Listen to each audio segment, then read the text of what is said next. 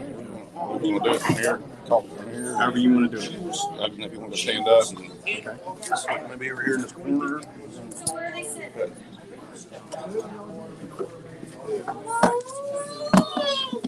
Is that okay? However you want to do it, bro.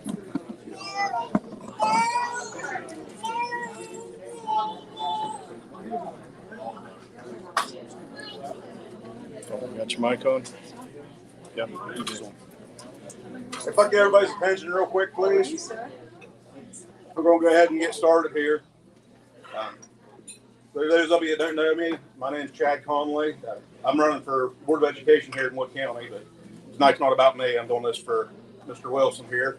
But, I'll be glad to answer any questions or concerns if anybody has any questions about the Board of Education or anything. But before I get started, I'd also like to introduce the chair of the West Virginia Constitution Party, Amy Stahl. Thank you for being here.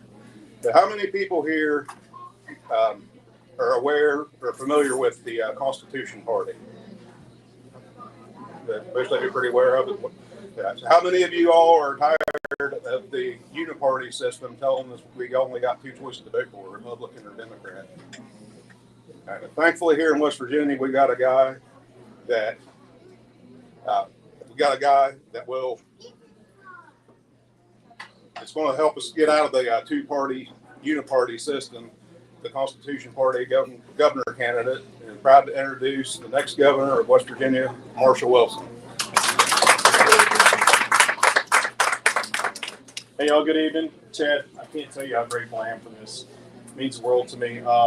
You know, I've been places, I've been all over the state, I've been to meetings, I've been uninvited to meetings, I've been told not to show up at meetings, I've had meetings shut down because I said that I was coming, even after I was already invited. So this right here with good folks in the Parkersburg area in general, I know some of you guys actually came in from other places, but I'm really grateful for this. And if I may, I'd like to mention that Glenn's here as well. Glenn, can you take 2 seconds? Yeah, leave your food alone and come on over here and tell us what MobCAC is about. And Amy, when you have a second, I know you've already been introduced, but if you get a second and you want to come talk about Constitution Party, I'd be really grateful. There's a camera right there. Camera's right here. Camera's right here. Glenn, camera's right here. Hello. Yeah. Step back over here. See, when you're old, you just stand and they turn you and they say, lay down in this wooden box and close your eyes. So anyway, I do want to talk about MobCAC, but I want to talk about Marshall in just a moment. Out of the blue, yesterday, I got a call from a man has a TV show in California named Chaplain Gray. So he said, "Can I interview you tomorrow?" And I said, "I'll have to get back to you." So I called this person I know, and I said, "Is this legitimate?" They said, "Yes." So I was interviewed this morning, or today at 12, and they wanted to know about what it was like living in a red state of West Virginia. And I said, "Well, I live in a state that says it's red. The county says it's red. The village I live in says it's red, but actually the state is led. It's not red, it's led. It is led by the medical establishment, career politicians, the oil and gas industry, and the Republican and Democrat Party." "Are you a Republican?" And I said, "No, I'm a citizen of a republic. And this year we are actually working to get another party in West Virginia. And that's the Constitutional Party, and Marshall Wilson is running for that office." And so the interview lasted about an hour. But the issue was, I was really pleased to be able to state a statement that I truly believe in. That this will be the last time the Republicans hold on to power, because Mr. Trump is not Republican, he is a movement. And MOVCAC, Motivated Organized Volunteer Citizens Action Coalition, as we build chapters throughout every county in West Virginia and most of Ohio, the local information can be shared and we can share what goes on in counties. and we can get information out, like for Marshall, that no one else can get out. So we now have more and more chapters coming on. We have 2 in Kentucky that are wanting to start, and I'm not interested in driving to Kentucky, probably have to do that. But Pennsylvania is also. So thank you for being here tonight. Thank you, sir. Thank you. Thank you. Thank you. This is my hat, Chad. Yeah, I see that. I wore that last night during trick or treat, and I told every kid, go vote. One little boy said, I can't vote yet. I said, yes, you can in West Virginia, just go vote. So Glenn and I are both big supporters of Chad Conley for Board of Education in Wood County. Miss Amy, do you mind? Y'all, this is the chairman of the Constitution Party of West Virginia. Madam Chairman, the floor is yours. Good evening, everyone. Thank you for coming. Marshall is everything that the Constitution Party embodies. We are, as I was telling Roger one day, we are we the people. We are not a party. We are we the people. We are we the people coming together, looking to get back to the Constitution. Constitutional governance is what is going to get us our freedoms that we're watching being taken away from us.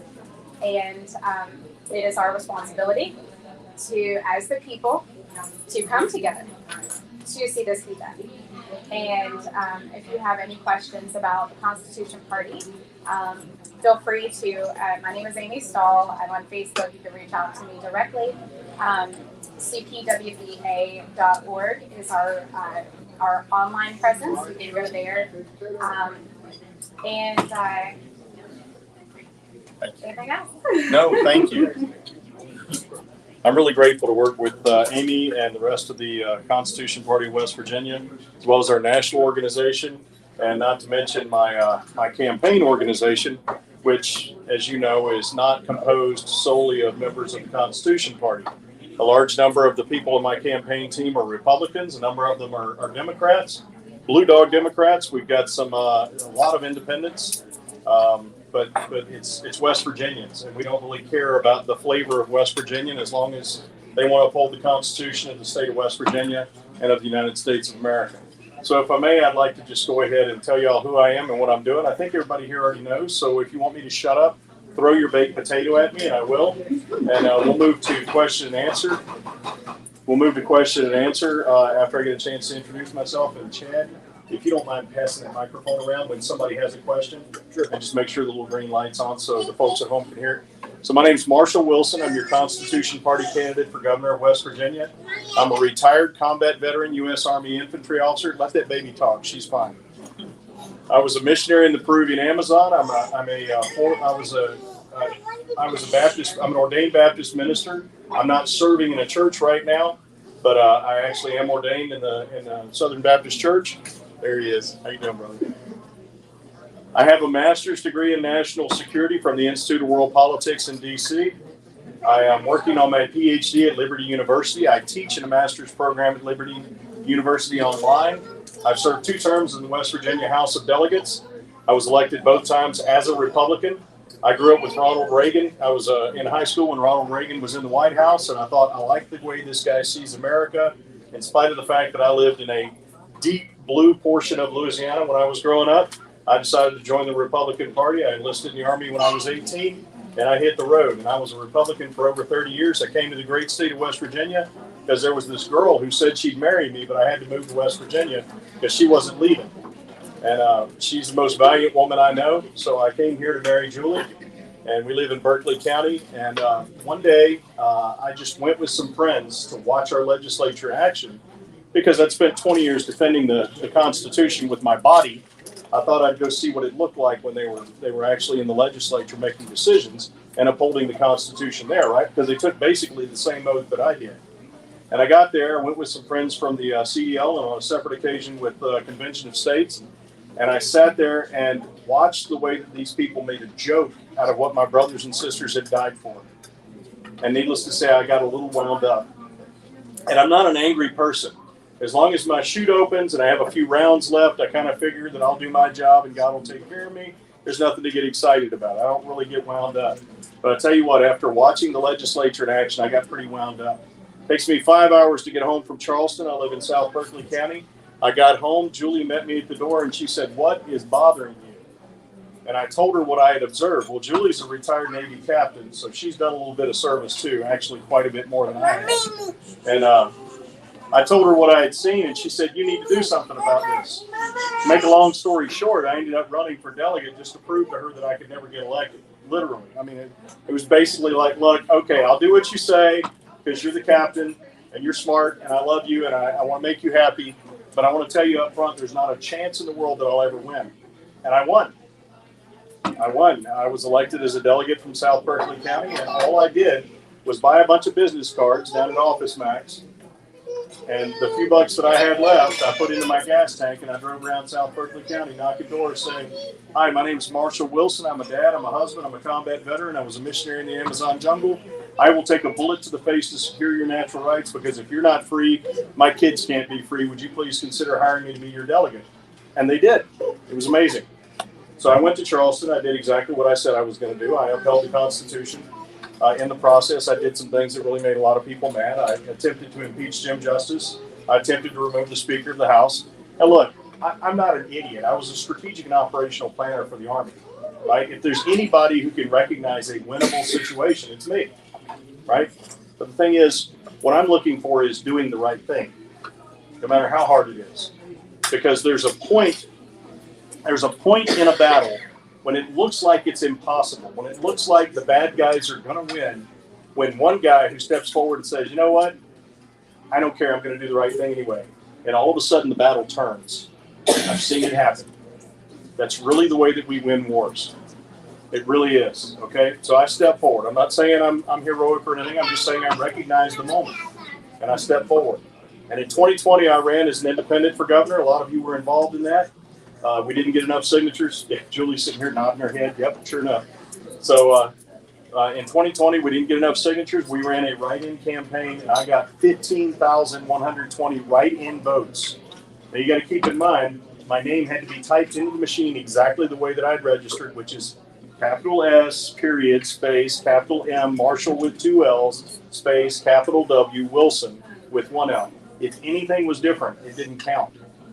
So we got 15,120 who did it exactly the right way, including the fact that a lot of people across the state walked into their polls and there were signs up, including, well, I didn't have a sign at mine, but there were signs up that said there are no write-in candidates. Why would you even put a sign like that up?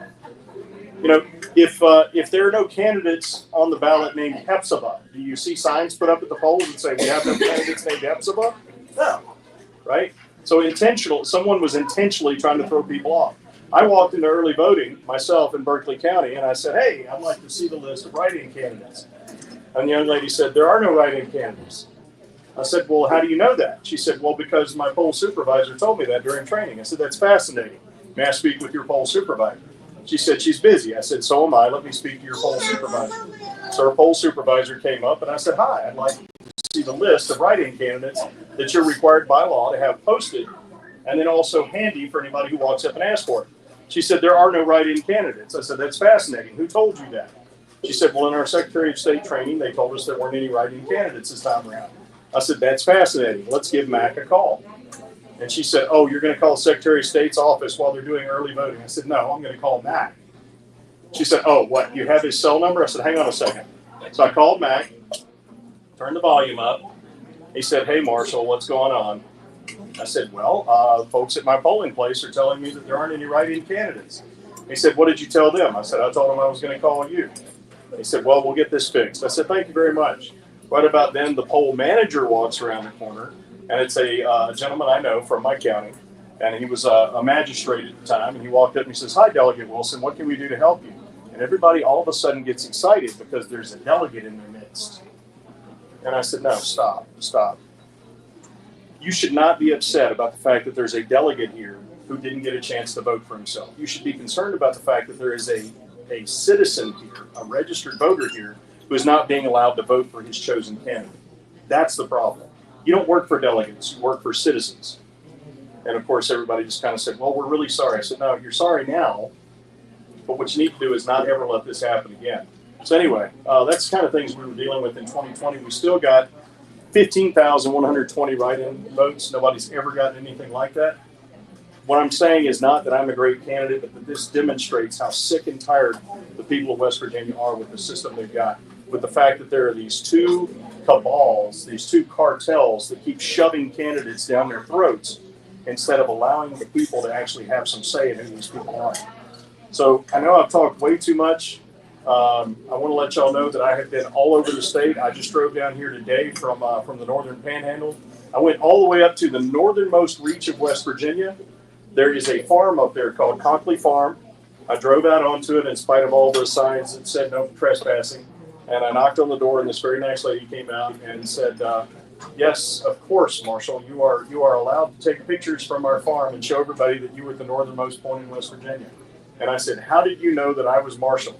And she said, well, you're wearing a shirt, it's got your name on it. So yeah. But anyway, apparently she's a friend of ours.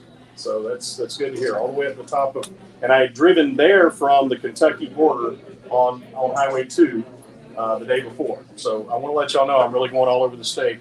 And everywhere I go, I hear the same thing. Thank God you're running. Thank God you're running. I hear it from Democrats. I hear it from Republicans. I hear it from independents. Thank God you're running. And again, I want to be really clear about this. It's not me. I'm just this short, obnoxious, ugly guy who won't shut up. It's the message. It's all about the message. And the people of West Virginia are thirsty for this message. So if I may, I'd like to open it up for questions. Does anybody have any questions for me? Anybody want to make fun of me? Anything? Okay. Well, let me check here and see if we got any from home.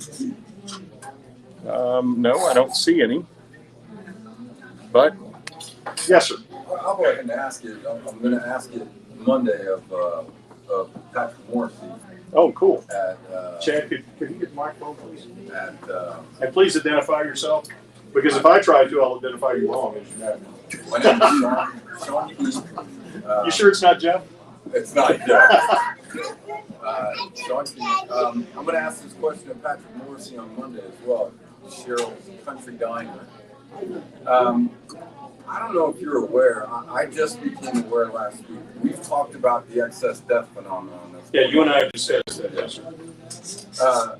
What I found out through my latest research is that, did you know that West Virginia in the year 2000 was the only state in the Union that was not replacing itself? I did know that, yes. And did you know that as of 2020, 23 states are no longer replacing themselves? Okay, you said both of those conditions existed in 2020. No, in 2020, West Virginia was the only state in the Union. I'm sorry, in 2000. There you go. My bad. Yes, sir. In 2000, West Virginia was the only state not replacing itself. By 2020, 23 states are no longer replacing themselves. Does that mean we're losing birth rate? Well, it's a combination of both, right? The way you do it is birth to death ratio, and any ratio above 1 or 1 or above means you're replacing yourself. Right. West Virginia in 2000 was at a 0.99, and we're now at a 0.6. 0.6. 0.6. So we went from almost 100% or 1-to-1 exchange to 2/3. Right. So for every 3 people, we're in 20 years. In 20 years. And no one's addressing it. Are we maintaining that rate of decline? Well, no, it's declining. Yeah, that's what I'm saying. Declining. I didn't do a calculation on the rate of decline. Right. But there was never, I apologize. I think in like 2001, 2002, we went above 0.99.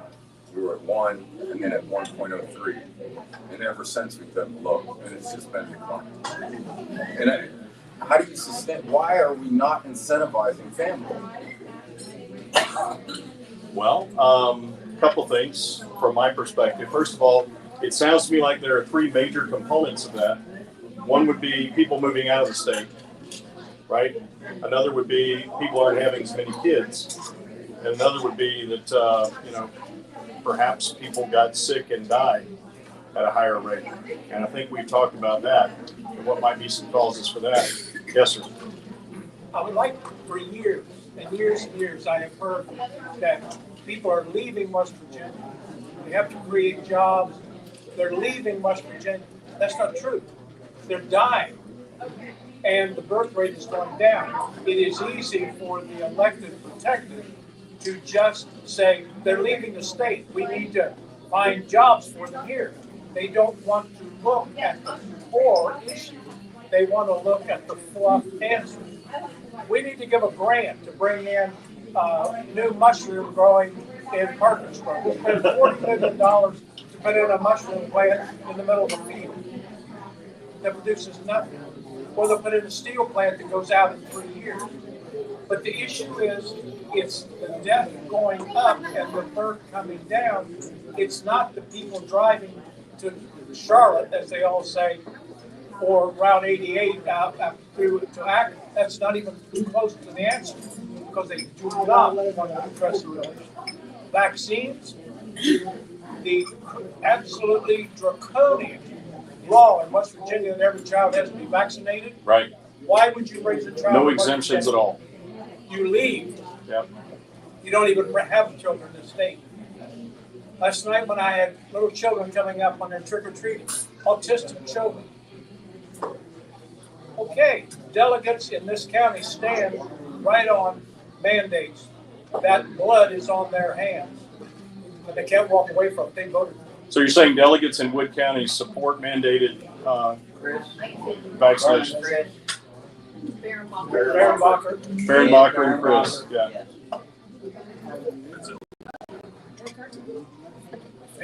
Okay, well, the ultimate fix in my perspective, yes, sir. I'll get to you. The ultimate fix from my perspective is what it is for this problem is the same fix that I have for every other problem, as y'all know.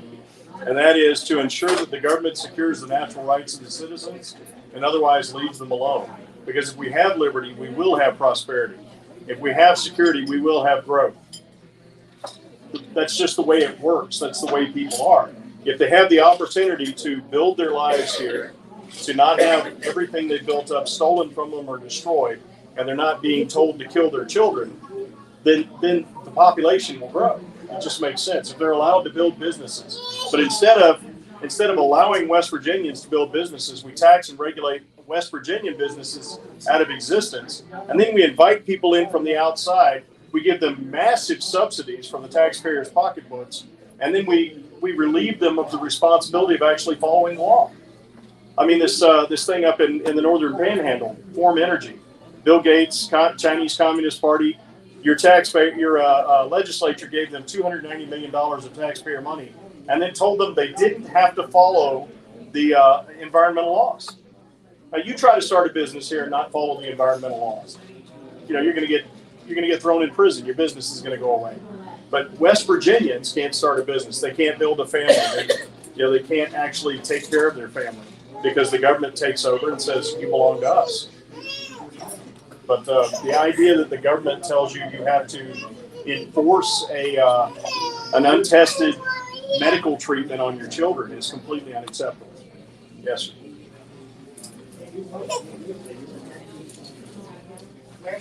Last year, years ago, when Russia invaded Ukraine, we get our ammonium fertilizer down in from Ukraine. Okay? There was a process that would take West Virginia coal because it was perfect, and it transforms it into the fertilizer that the United States would need for agriculture. Really? And I looked into it. It was selling at 97 cents a share, and it was going to top out at about $3.75, which is a good profit. Manchin, in one of their bills, put a 35% tax on coal and killed 1,000 jobs out of that. Overnight, it was done. And they did the same thing with the liquefied gas that we had. They were going to pump it on the barges and sell it in Europe, and they just stayed crazy, jobs and money, right. They shot it down. Well, the next big thing that's coming up that's going to happen to if we don't take charge of this situation is rare earth metals. So we got all this junk we pulled out of coal mines. We got the coal out of it. We got these big piles of slag, right? What a lot of people don't know is there are rare earth metals in those piles of slag. We don't even have to mine them. It's there. It's sitting on the ground. We've already got them. We've already pulled them out of the ground. Rare earth metals are are elements that are used in high-tech weapons and high-tech communication systems. And the problem that we have is that we rely on these completely for our national security, and yet the only people in the world who are capable of refining or doing any manufacturing with rare earth metals are in they're in China. They're in the People's Republic of China. So we are literally entrusting our national security to China. And the thing is, it's not like the rare earth metals don't exist anywhere. As a matter of fact, China has a huge presence in Venezuela because they're mining rare earth metals. They're shipping them all the way back to China, and then refining them, and then making products with them, high-tech products, and then selling them all over the world. Whereas we have the stuff sitting on the ground in West Virginia. And, you know, I would love to see that become not only that we have the rare earth metals pulled out of the ground here and taken out of the side files, we actually start the refining process and start the, the manufacturing process here. You know, and then of course the liquefied petroleum, you know, the liquid distillates that come out of the ground with our natural gas. There's no reason in the world we can't open up West Virginia to become where we start refining the natural gas distillates and making plastics and then actually making the downstream products out of it. Now, part of that is that we need to make sure that we're not poisoning people. And one of the things that I'd like to do is to convince the legislature that what we need to do is, instead of trying to hold businesses accountable and say, okay, your taxpayers have to pay a fine to the government, what I want to say is actually put the people who make the decisions that poison people, put them in jail. You know, you behave in such a manner that it injured someone. If I drive my car in such a manner that it injures someone because I am negligent or I'm homicidal, then I get to go to jail. Well, if you're running your plant in such a way that it kills people, you get to go to jail. This idea of fining a company, nobody cares about that. They just consider that part of their bottom line, part of the cost of operations. You know, they don't consider it an actual, it's just something they've got to do. They've got to pay their fines, pay their lawyers, so they can keep making their plastics or making their products. So what we need to do is make sure that actual decision makers are held accountable. But we could build up some serious industries here. It's not the government's job to build the industries. It's the government's job to build a free and secure marketplace where people can actually do these things. I don't know. Does it sound like I'm talking in circles? Okay. I wonder sometimes because I talk about what I'm thinking and I kind of get the feeling that I'm just going. I don't know if it was last year, the year before, Sean was there, and they had a bunch of guys down at Cheryl's Diner, and they were talking about all the electrical plants that they're going to build down the Ohio River all the way to the Gulf. And I told them, you could build plants from Canada to Mexico, it will not work. You do not have the infrastructure to handle the load. Right. Not only that, but our infrastructure is not secure. Sean's wife is going to give him a brand new off your head 10,000 watts of charge. He's going to plug it in, and all the primary from here to the power plant is going to melt because that's going to be the straw. What do you do then? Well, I mean, and I also said, why don't you put barges in the Ohio River with paddle wheels and big generators on them and generate your own electricity cleanly all the time? Well, that would work. I said, it won't? No. I said they did it back in the 30s and 40s and tried it and it was successful. Worked just fine. They won't do it because they don't make any money. right. This whole community could be, they wouldn't have to worry about a power company. How many miles of river do you have here that you can be tapping into? Well, frankly, there are a couple of options that they're trying to use right now that they know aren't feasible, but there are still subsidies for them, so people are still making money. And basically what I think we ought to do is just open up the market. You've got an idea to make energy? Hey, make it happen, man. If it's burning cow dung, don't poison anybody, don't pollute the environment, make some energy. The problem is they want subsidies. They want to take money out of people's pockets and give it to them. It's wealth redistribution. If you actually produce something, man, make some money, make a mint.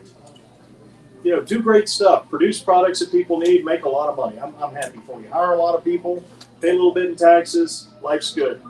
But if all you're doing is going to the government and saying, hey, we need you to pass a law, and by the way, here's a few bucks for your next campaign, pass a law, that says, you know, the government's going to give us paychecks for making stuff up. I mean, you guys remember Enron, right?